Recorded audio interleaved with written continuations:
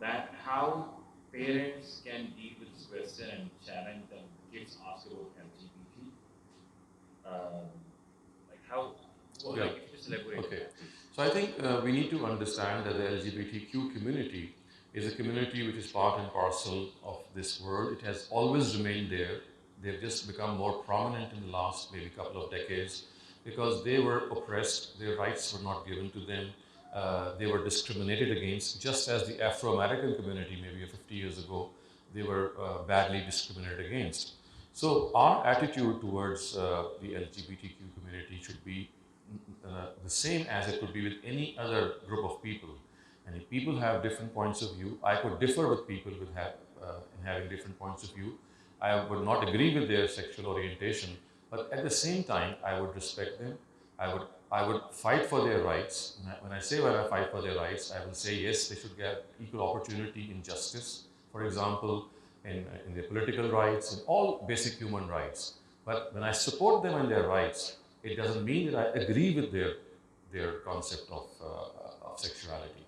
So agreeing with the fact that they should not be discriminated against means that they should not be in any way discriminated in any of the human rights that they used to, as I said, a couple of decades or maybe some centuries ago. So the hate that all of us have for such people, the disrespect we have for all such people, I don't think there is any grounds for that. They have their own God to answer to. To us, they are as respectful as any human being can be. And I can give you an example from the Quran, I think, which can maybe shed a light on how we should behave with these communities.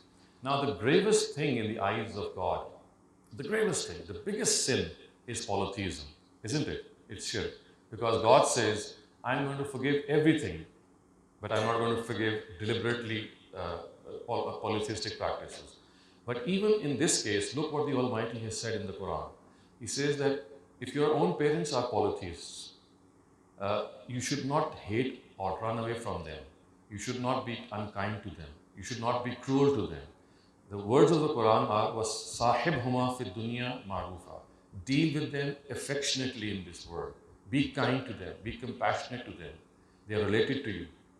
This is what the Quran says about polytheists, about whom the verdict is that they should not be forgiven if they do polytheism deliberately. So if this is the case with polytheism, which is the worst of crimes, I think LGBTQ, whatever their views are, that's a lesser crime than polytheism itself. And if polytheism, or regarding polytheistic practices, God gave mankind this direction that people who are polytheists, if they are among your own family, amongst your own friends, it says, Sahib huma fi dunya marufa. Be kind to them, be compassionate to them.